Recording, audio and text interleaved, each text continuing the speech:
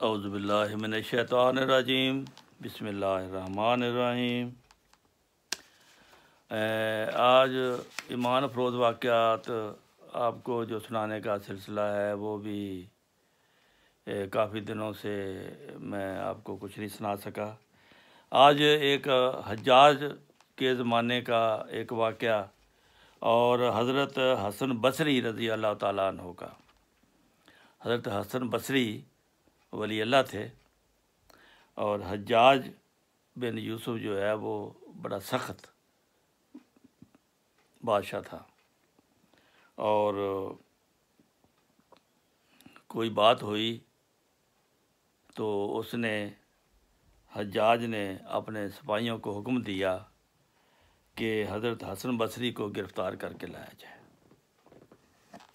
حضرت حسن بصری اس وقت کے عالم دین تھے اور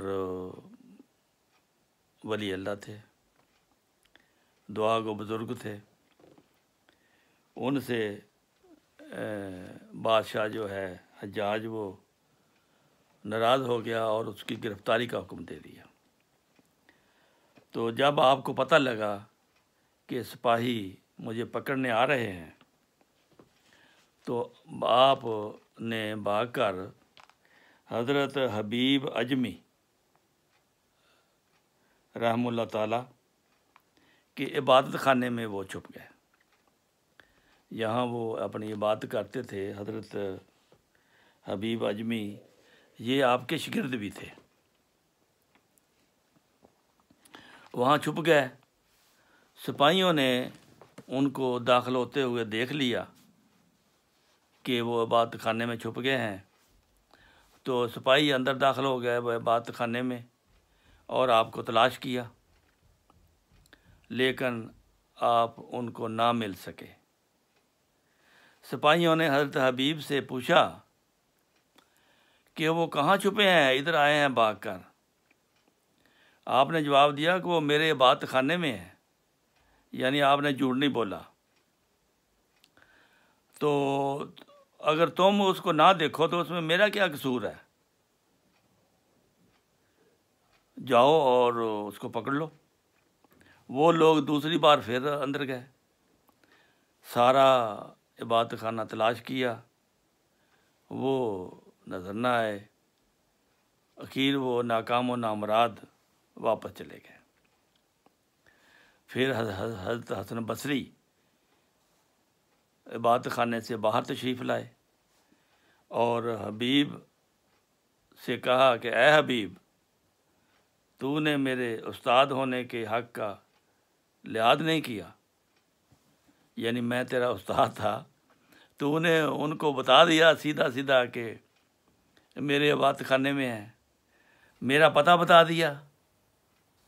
آپ نے جواب دیا اے استاد، بات یہ ہے کہ سچ بولنے میں برکت ہوتی ہے، اور اسی وجہ سے آپ نے نجات پائی ہے کہ میں نے سچ بولا ہے۔ اگر میں جھوٹ بولتا تو میں بھی پکڑا جاتا اور تم بھی پکڑے جاتے۔ حضرت حسن بصری نے کہا اچھا پھر یہ بتاؤ کہ میں تو اندر تھا، ان کو میں نظر کیوں نہیں آیا؟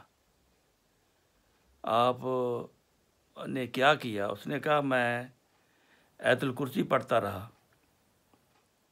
اور میں سورۃ اخلاص پڑھتا رہا اور میں آیت آمن الرسول یہ پوری آیت پڑھتا رہا، تو اس کی برکت سے وہ آپ کو نہیں دیکھ سکے۔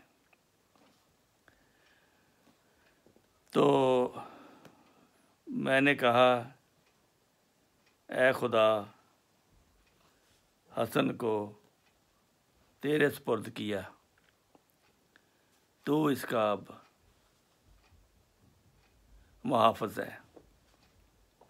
تو یہ تذکرۃ الاولیاء میں حالات حضرت حبیب اجمی کے ہیں، یعنی دونوں ولی اللہ تھے، استاد بھی اور شاگرد بھی۔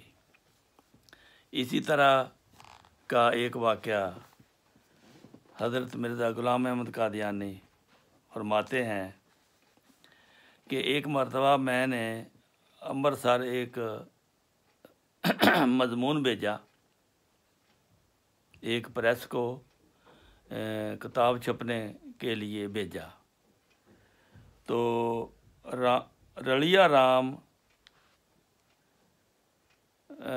اس کا نام تھا، ہندو اخبار تھا اس کا، اور اس وجہ سے میں نے اس میں ایک خط بھی ڈال دیا۔ وہ خط جو تھا وہ خلاف قانون تھا کہ تم اگر خط ڈالنا ہے تو الگ لفافہ لے کر اس پہ ایڈریس لے کر بھیجو، تاکہ ڈاک خانے والوں کو جو ہے ان کے ٹکٹ فروخت ہوں۔ تو اس نے رلیا رام نے جو اس کا وکیل تھا، رلیا رام نے جو سوچا کہ اب مرزا صاحب پھنس گئے ہیں، قانون کی زد میں آ گئے ہیں، ان پر مقدمہ ہو سکتا ہے، تو اس نے وکیل کر کے مقدمہ کر دیا۔ تو حضرت مسیح موعود کے وکلاء نے کہا کہ اب اس کا ایک ہی حل ہے کہ آپ مکر جائیں کہ میں نے خط نہیں ڈالا، میں نے خط الگ بھیجا ہے، اور اس نے رلیا رام نے خود اس میں خط رکھا ہے۔